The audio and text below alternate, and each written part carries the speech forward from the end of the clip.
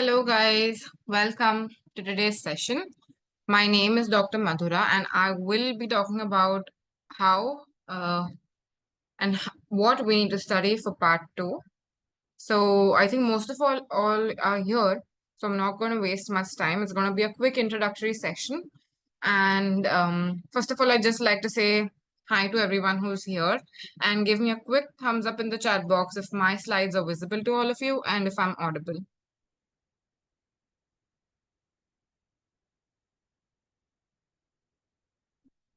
Okay, thank you, doctor. Yes, thank you so much. So let's begin. First of all, congratulations for everyone who's cleared the part one. And obviously, the most essential part to sit the part two is to be cleared of part one exam. And most of y'all must have done it. To those who are still watching it beforehand, that's completely fine. So, congratulations, and let's begin. Now, first of all, look at this mountain here, right? This mountain is our MRCOG part 2 mountain.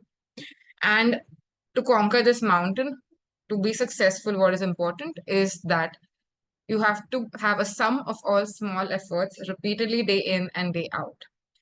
So simply put, we have to take efforts each and every day. Obviously, we can take breaks, but to clear this exam, which is a monumental task, what is important is consistency, right? And along with consistency, what is important is the right guidance and studying smart. So let's look at this. These are the stairs that we will help you cross, okay? Some are going to be stuck here, but don't worry. You see this person right here? This is us helping y'all reach the success of MRCOG Part 2. So that is why I want to first of all tell you all that motivation is the key. Apart from motivation, there is going to be some sort of, let's say, apprehension towards this exam because it is slightly difficult and different from the part one that we have given. Okay. So in part two, what is more important? How do we keep motivated? We have to set clear goals, take breaks whenever necessary, reward yourself for all the positive ones.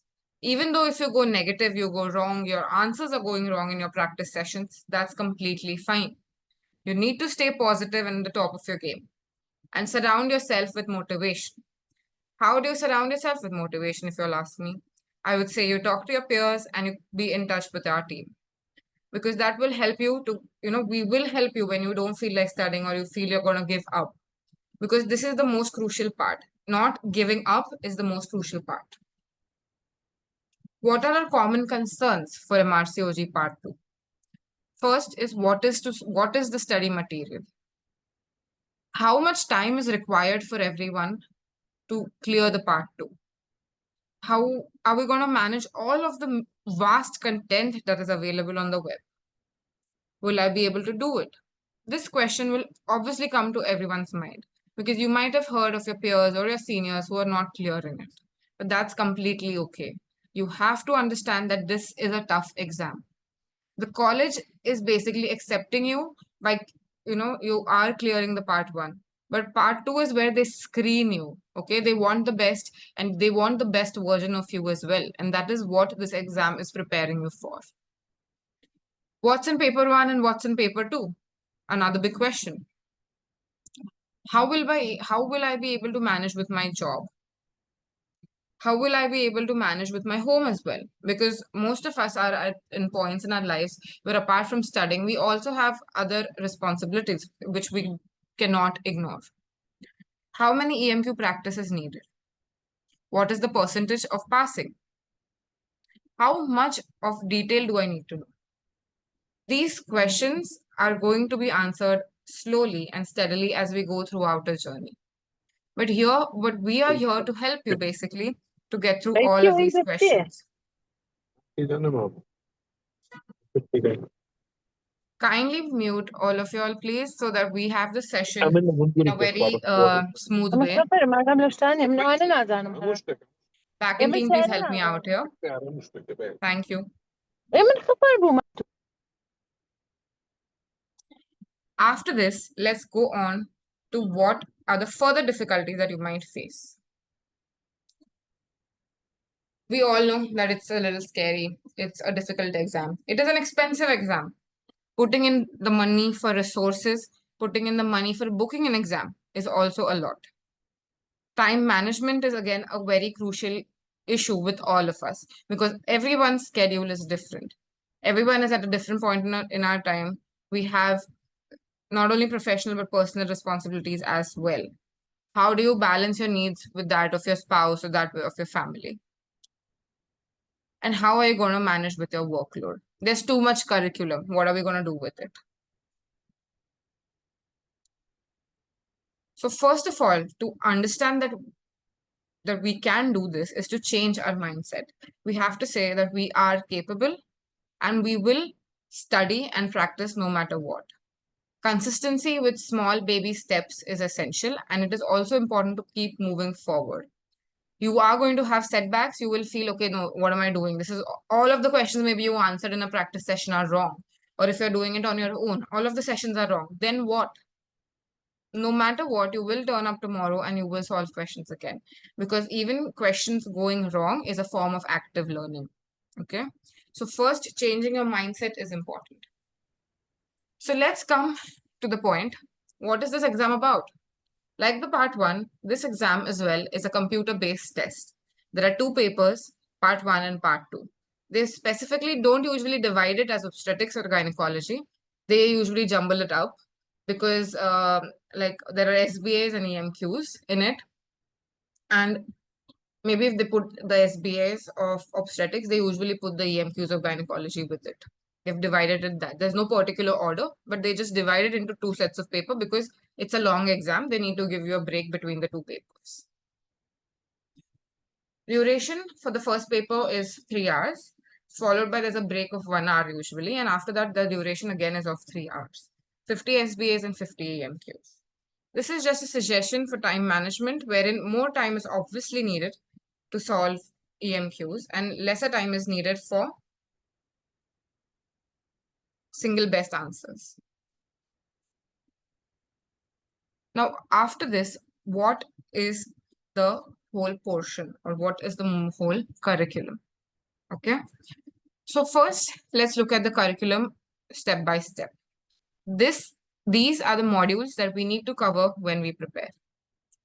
Clinical skills, teaching appraisal assessment, information technology, clinical governance, research, ethics and legal issues. This is something that would be a bit of, a new thing for you all because that is not what we usually do, especially teaching and appraisal in part one. We don't touch upon it. Research, yes. Statistics, yes. There will be similar questions how they were asked in part one. So you need to know your statistics here as well. Ethics, consents, legal issues, abortion laws, consent for underage women. All of this will come in ethics and legal issues. After that, there are surgical skills like laparoscopy, hysteroscopy. What are the risks and risks for injuries? What are the complications? What are the management protocols for all of these procedures? Will come mainly in the core surgical skills and post-operative care along with surgical procedures.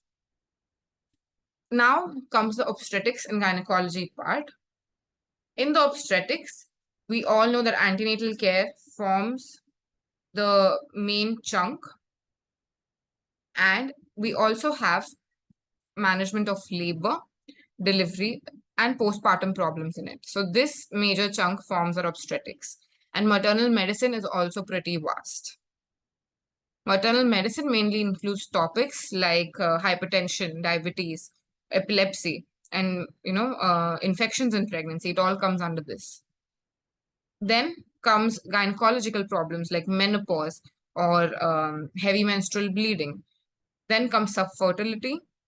Sexual and reproductive health includes sexually transmitted infections and contraception as well. So the FSRH is the governing body for this, and we read these guidelines for contraception and infection, and BASH guidelines for the sexually transmitted infections. Then comes early pregnancy care, like complications of early pregnancy care, like ectopic pregnancy or nausea, vomiting of pregnancy, threatened abortions. All of this comes in early pregnancy care. Gynecological oncology. Here we read pre-malignant regions of the cervix, cervical cancer, then endometrial cancer, ovarian cancer, and vulval and vaginal cancers. We mainly concentrate on the FIGO guidelines, but also the British guidelines are there for these cancers. Last but not the least is urogynecology and pelvic floor problems, wherein we have GTGs as well as nice guidelines on, let's say, pelvic organ prolapse or urinary incontinence. All of this is covered in urogynecology and pelvic floor problems. After this, we have the major resources which we need to use. The first thing we need to understand is that green top guidelines cover around 50% of our major chunk of curriculum, right?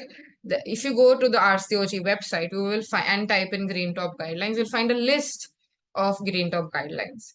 In some of the guidelines, they say that, okay, this green top guideline has been replaced by maybe a nice guideline or maybe FSRH guideline. So they will mention it on the website.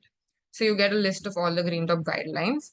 And we from our side are also going to give you access to a drive which has all the original green top guidelines, nice guidelines and talks. Now, what are talks? Does anybody know what talk stands for? If you all do, just quickly type it in the chat box.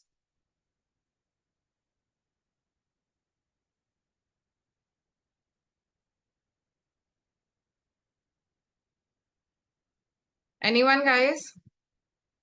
What is the full form of TOG? Yes, thank you, Dr. Maria. It's the obstetrician and gynecologist. It's basically a journal. It's under the publication house called Wiley. Yes, it's a journal, correct. And so when you become an associate member, you kind of get it through its when you pass the part 2, you can become an associate member and you eventually get access to it. Otherwise, we are providing most of the talks to you. And what is high yield is the talks of the last 5 years, because questions first come from the green top guideline, and then the questions come from the nice guidelines, then the talks, and then we have the rest of the guidelines as well, because these guidelines are pertinent to those subjects only. Like FSRH is, I'm sorry for the typo here, it's FSRH, it's sexual and reproductive health. They mainly deal with infections and contraception. FIGO is for the oncology part. Then there are consent advices, which is also important, but mainly important for part 3. But you need to, they're short documents and they tell you what are the risks and benefits. So basically the risks can be asked as MCQs, as SBAs, the occurrence of a particular risk, like ureteric injury in a TLH or in a total laparoscopic hysterectomy can be asked. So these documents will have that. Then there is an ESHA guideline for endometriosis or infertility or recurrent pregnancy loss. We follow that. And EMBRACE is basically related to maternal deaths. Okay. Then the mantra of success for passing the part 2, according to me, is first of all, you listen. Then you read. You read either the, let's say, the summaries or the original guidelines or the talks. Make your own notes. Okay. Like, for example, if some of y'all are not into the habit of making your notes, that's completely fine. You can print out the material that is available and then just a note in the sides or write small little notes on the printed document itself. Solve questions. Okay. Solving questions is something, it's from a personal experience. When I gave my part 2, I solved only for, let's say, 2 months of my preparation. Okay. But when I think retrospectively, I would have scored much, much better if I had started practicing from day 1. Because we are not accustomed to solving the extended matching questions. It's a different form of answering the questions, right? Single best answers we are familiar with because we deal with them in part 1 or in most of our competitive exams. But EMQs is like an extra edge. And if you want to score well, you need to conquer the EMQs. And then at the end, you have to revise. What I used to do is whenever I used to go wrong in a question, I used to look at the correct answer. And instead of reading the explanation given there, I used to go back to my own notes and read it from my notes. So that is basically read, you revise, and you relook because looking at your notes again helps you, not only remember it, but also develop a form of visual memory. Okay. Small steps are important. It is not a sprint. Okay. It's a marathon. You need to understand that. You cannot just sprint in 1 month in the end and then think of, okay, why didn't I pass? It doesn't work like that. It is a marathon and you need to take small steps consistently. How to cover for the July exam. Now, I do not know how many of you all are going to sit for the July exam, but you can come up with a strategy, right? Strategize your studying. You can study, let's say for in February, we do the infection and pregnancy. Then in March, we have maybe early pregnancy, urogynecology, labor delivery, and reproductive health. In April comes obstetric emergencies, antenatal care, and oncology. Maternal medicine is pretty vast. So I would say maternal medicine would take a lot of chunk in it. Post-surgicals is comparatively okay, and subfertility is also a smaller module. And EMQ practice is something that is throughout, right? EMQ practice is going to be in Feb, in March, in April, May, every time. SBAs are something that I'm not going to mention because it is by default that you all will be practicing SBAs. But also paying attention to EMQs is important. Please do not leave the EMQ practice for the end. This has to be throughout our preparation. Okay. In the end, we will obviously offer you workshops for EMQs, live sessions on EMQs, and exam-like questions. Okay. And we also have our mocks. This is an example. I will be answering the doubts in the end, doctor. So do not worry. We will get back to you. Infection and pregnancy mini schedule is something that this is just an example that we are showing you all because this is how we would want you all to study. Now, example, the live session would, let's say, happen on a particular date. For example, it's happening today. And then after that, you have a week of self-studying, right? But this self-study is not going to go waste. We will be doing questions regarding that particular uh, the talk or the guideline on our Telegram channel. And after that, you will obviously have a mock after a week. So what happens is you're not only doing questions on a daily basis, but you are also tuning your mind to sit for the mock like you would in our exam. Okay. Again, just highlighting how to study for part 2. Make good notes, handwritten. If you're not into handwritten notes, you can make it on your iPad or just write short notes on your printed whatever material that you're taking. Don't get overwhelmed by deep knowledge. So what you have to understand is that what we practice in our daily life could be a little different from what the guideline has given, right? So the RCOG expects you that, okay, if this is the particular guideline we have given you, and this is the patient, if this is the situation, what would you do? So our point is to understand what the situation is given in the question and then go back to the guideline, apply that guideline knowledge, and then come back and answer the question. Stepwise protocols are must. Learning your guidelines well are must, especially for extended matching questions.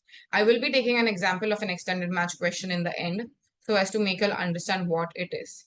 Don't focus too much on numbers. The common numbers we will highlight in the lecture itself.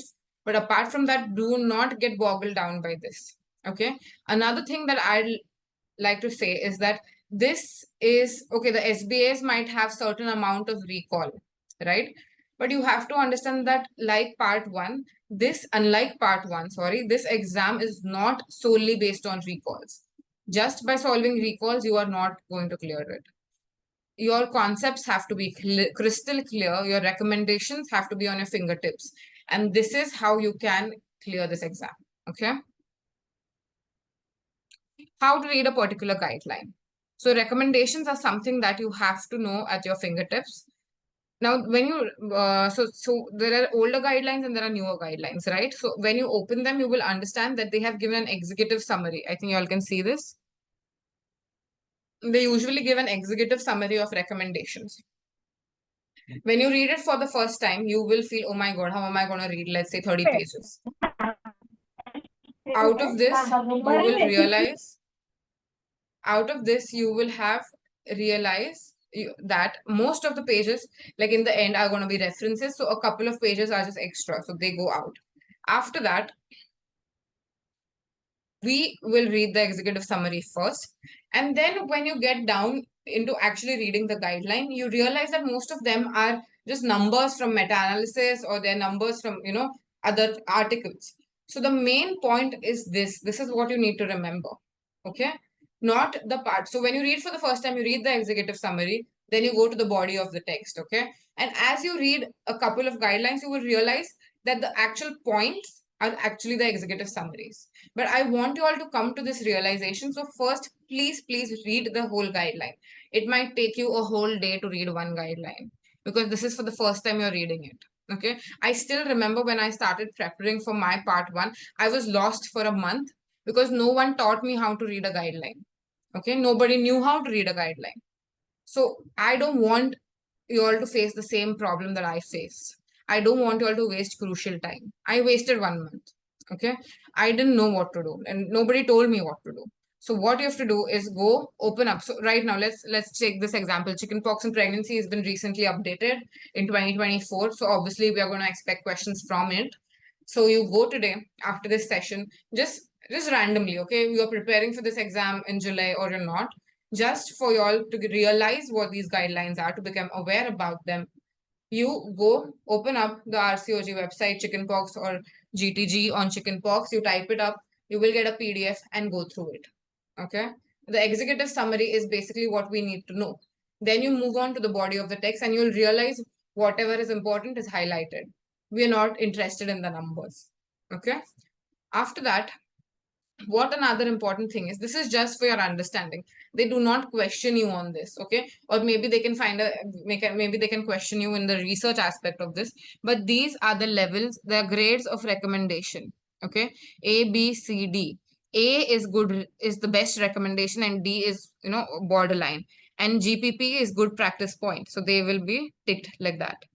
So here 1 plus plus is high quality meta-analysis, 1 plus well conducted meta-analysis, and so forth. So this is not important. They are not going to question you on this apart from the research module. What you need to understand is that, because most of the people get confused, what is A, what is B, what is C, and what is D.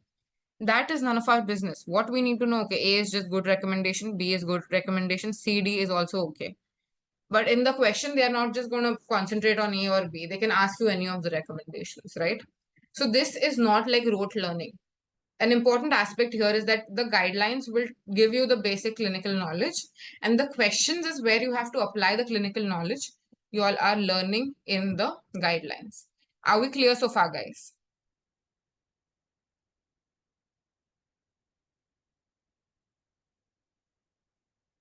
Any more questions, guys, regarding what I've spoken till now? Great. So we're moving ahead. Okay. So to get a good grip on the GTGs, you read the GTG. For example, I was talking about chickenpox, right? You read chickenpox, then you make your own notes or you print it out, highlight it, up to you. We still recommend and encourage making your own notes.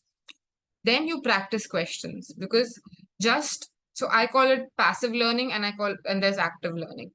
Lectures, sessions, reading can be passive learning, but solving and knowing, okay, I'm wrong, going back and relooking is active learning. And this active learning is what is going to help you to pass. Okay. Again, as I said, GTGs at the top, followed by NICE, and the end talks. How can we, now, for example, after you've read, let's say, GTG, there's another guideline on NICE. And how do you read a NICE guideline? Reading a NICE guideline is basically the same thing. You have to read it. NICE is a little more difficult to read because it does not usually offer an executive summary. Some of them do, some don't, but most might have it, and you will be able to read it. But again, you have to understand that NICE is a little more spaced out. The way it is as a PDF, it's a little more spaced out. So the pages are higher in number. So that was the first thing that I used to get scared of reading NICE guidelines, is that, oh my God, there are too many pages to read. But the actual information might be half of what the page number is. Okay. So again, try reading, let's say, the guideline on hypertension, a very beautiful guideline. They have divided as gestational hypertension, preeclampsia, and chronic hypertension. Very beautiful. I love that guideline. And the first time I had read it, I had not understood it because it had a lot of tables. I didn't know, I didn't have the clarity to read it. But now, after reading it maybe for 3 or 4 times, I understand what to look at in that guideline. And I want you all to be that prepared. I want you all to tell me, okay, where to look for the answer in a particular guideline. Again, talks are read in the same way. They are PDFs. We also offer summaries for talks on our course on the website. There are also questions which come from talks, and we will be helping you all with those questions as well. Mainly SBAs come from talks. Very rarely GTGs, I'm sorry, extended matching questions do. But there are certain important talks which do not usually have guidelines.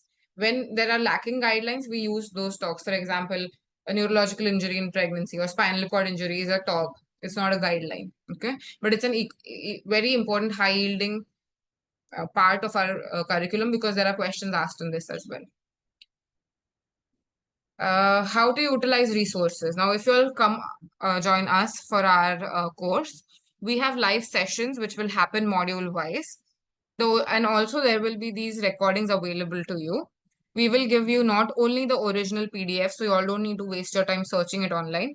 We will also give you the summaries of the module wise lectures, and there will be module wise practice on Telegram. Apart from that, there will be questions for you all to answer on the website.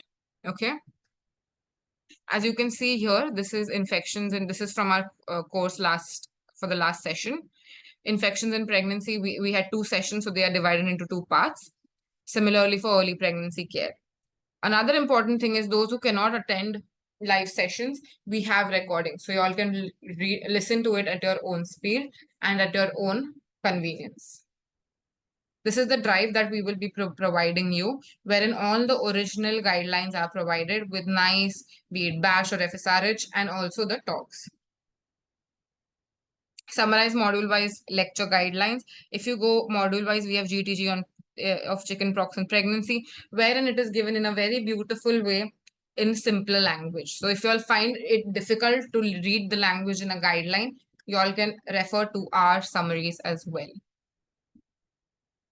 Okay. Again, the key areas that we are covering, guys, is clinical skills, teaching, clinical governance, and research. You all can screenshot these because this is what your curriculum is going to be. Okay. Or you can make a note of what we are talking about today. These are your modules and you have to tick it off and complete it. Ethics and legal issues, surgical skills, post-operative care, surgical procedures. Obstetrics, we have antenatal care, maternal medicine, labor and delivery, postpartum problems. Then we have gynecological problems, infertility, subfertility, sexual and reproductive health, early pregnancy care, gynecological oncology, and urogynecology. So what are we doing? You have to understand that if you're preparing without any direction, it's like a whole ocean of knowledge out there because you are going to get most of the GTGs, the nice guidelines for free. Maybe the talks might not be free, but rest of it is free. But you have to understand how to study. You need a strategy. You need a timetable. So we have broken down this curriculum into small manageable sections. We focus only on the high yield guidelines. That doesn't mean we are not going to touch upon what is available. We will, but we might tell you, okay, this is high yield. You need to know this. You need to revise this at least twice or thrice. Consistent revision of topics is essential because we will be teaching you in the lectures. Then you will be reading it on your own. And at night, you will be doing the Telegram discussion. And then at the end of the week, you will be solving on your own. And then you will understand, okay, whether I am able to solve or not. Okay. There are going to be group discussions and case-based learning. We as mentors are here with you. We have a team of mentors who will be guiding you throughout. It will be me and other doctors with me who have cleared this exam. We will help not only with the curriculum, but our team will help you with the stress management and the motivation whenever you need it. Another thing that we offer from other courses is the mock exams. Okay. We offer mock like how it needs to be in your real exam. For the mini mocks, we will offer maybe less amount of questions because module wise, we're giving you questions related to that module. But the final mock that we give is an actual exam like, simulation. And that is very important. Not everyone is offering this. We are offering this because we understand the importance of sitting for a mock exam. Okay. You have to feel like you're actually giving the exam. You can go, we also, apart from our website, we will have premium study groups on WhatsApp as well as Telegram, where we will be in touch with you 24/7. We also have schedules and work priorities, but our team is available 24/7 to all of you across different time zones as well. Okay. We will be practicing daily EMQs and SBAs. SBAs is something I know you all will be able to do, but we will also stress on the importance of EMQs. There will be a moderator who will be leading these discussions in the premium Telegram group. We also offer the PDFs, or you might find it, on your own as well, the books that need to be done, and we will be guiding you regarding the books as well. Motivation and staying focused is the key. You visualize what is your, what you want to achieve, and you work towards it. Acknowledge that even if you're going wrong, you will be right at one particular point in time. And not only, and don't feel disheartened. Stay connected with your peers and the mentors. You are not alone in this journey. We are here to help you. You have to believe in yourself, because unless and until you don't say, I can do this, okay, you're not going to be able to do it. I still remember I was so scared to give this exam. I had paid, and so we can cancel our booking if before the booking window closes, right? I remember calling up my friend and asking him, do you think I should give this exam? I'm not prepared. And he's like, if you've paid it, just do it. Okay. And I think listening to him has brought me where I am today, because I was like, okay, I'm just going to give it because I have committed myself to pass this exam. Okay. So this is the course that we are offering. The access will be available till January 2026. So if you plan on giving in the July, you can still sign up. In January, you can still sign up with us. This is the team number that you can contact, or you can contact Dr. Minhal or Dr. Sadia from the group here. Now, EMQs. Okay. So I'm going to introduce you all to the big, scary thing called EMQs. So you're seeing the options there, A to Z, right? Do you think I'll be able to read the options first or the questions first? This is an open question to you as a group. Would you read the questions first or the options first?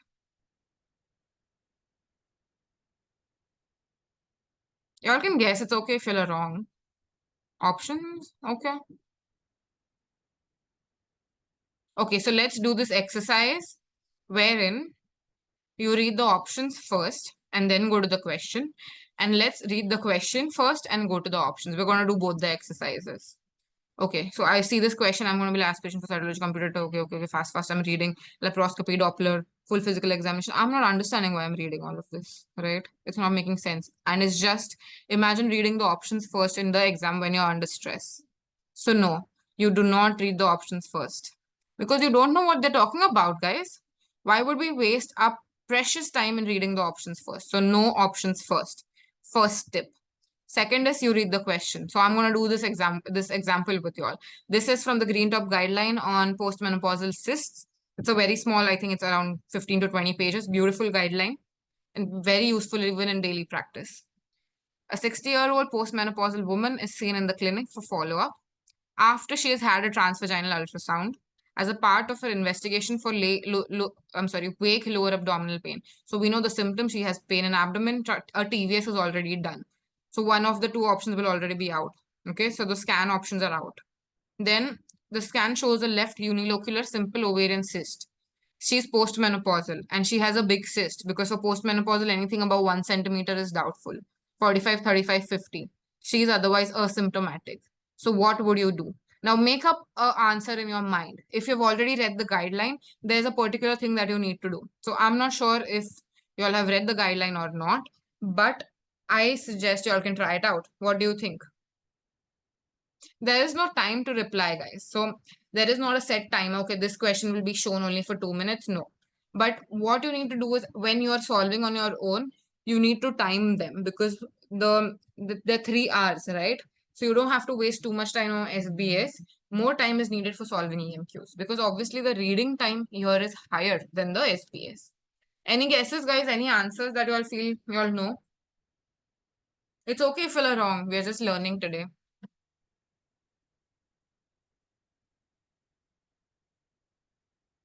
Okay. Dr. Natalia, Dr. Sana, Dr. Das. Okay. Correct. You all are absolutely right. Because the guideline says that in postmenopausal women, a cyst more than 1 centimeter also has to be tested, and you test for CA 125.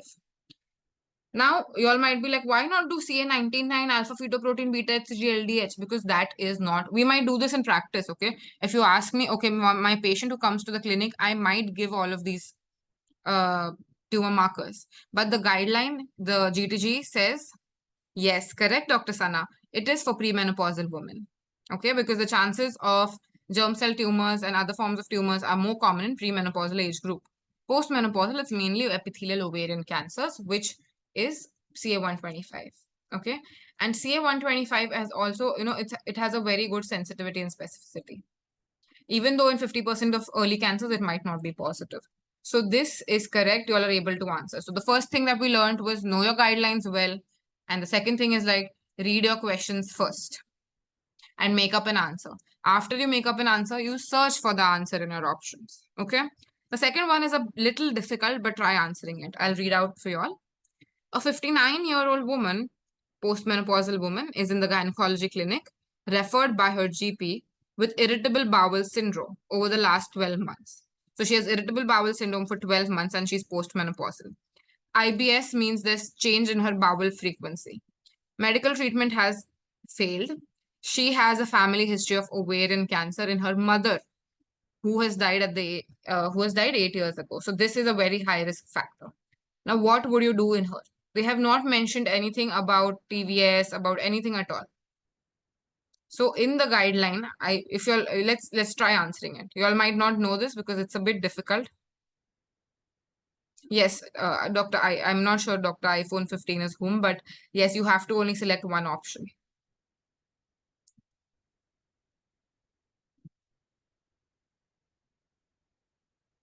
Okay, Dr. Sanara is saying F. Okay, any more takers? Do we do an MRI? Okay, so Dr. Natalia, you're not wrong. You're not wrong. But let's see. W is transabdominal scan. You're not wrong either. We would obviously do that for her as well.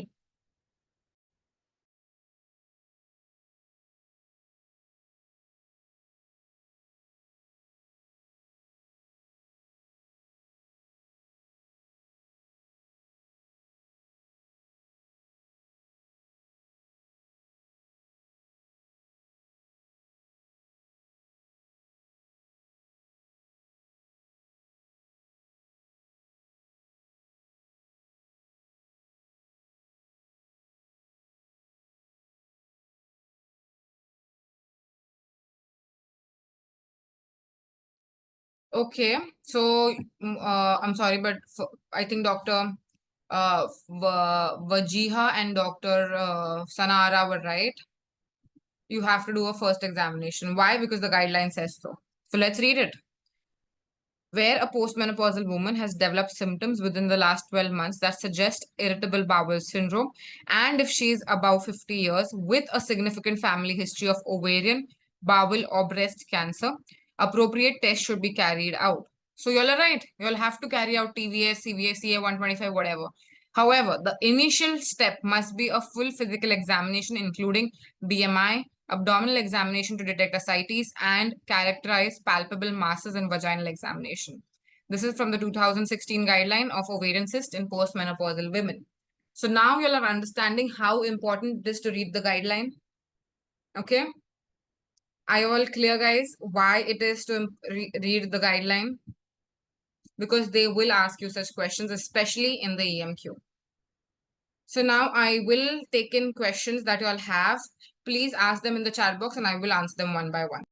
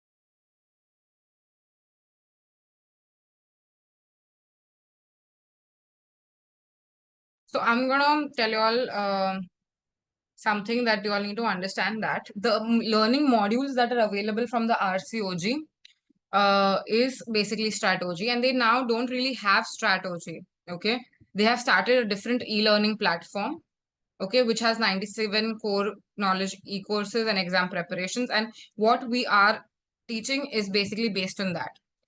The so basically the RCOG curriculum is available for their trainees, right? The strategy is not available now, because as far as I have searched online, it's not available. It was available initially, but not anymore.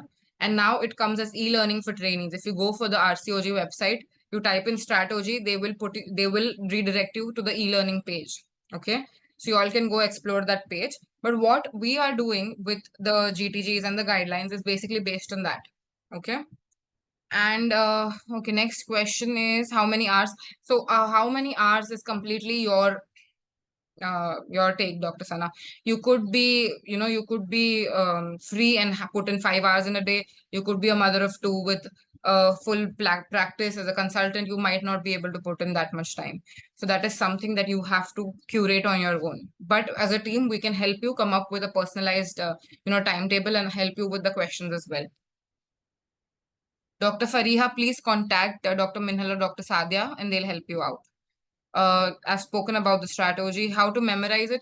So, Dr. Kulsuma, you will have to read the guideline and solve the questions. So, because once you start solving the questions, you recollect what you had read, right? You have to recollect that, oh my God, is this right? Or what am I going to mark in this? So, by that, you will be able to, on your own remember it. But again, revision is the key. So guidelines, Dr. Das, can be read originally or from the summaries. We have summaries. You all can revise from them. Okay. But I feel for your, for you all to able to read guidelines on your own, you all should at least read it once. But the summaries are well and good and sufficient. And also the lectures that we are giving you all are going to be in detail with the guidelines. So you all can refer to them as well. Any more questions, guys?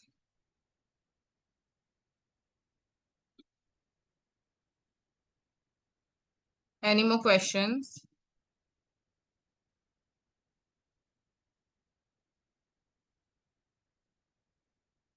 So that's what I'm trying to tell you, Dr. Kulsuma. Strategy is something, just a platform that they were given. Okay. We should make notes from live sessions or also from guidelines. So what we can do is you all can take sessions, you all can take notes from the live lectures. And when you read your guideline on your own, you can just add whatever you feel like, because that will strengthen your notes very well and help you to revise.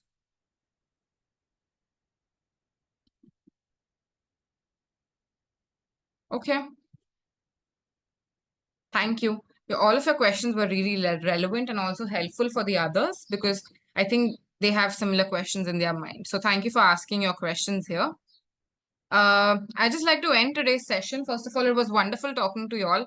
And whether you come, join us in our journey for the part 2, or you'll have your own independent journey, I want to, wish best luck for your further endeavors, and be like best of luck for everything that you all do.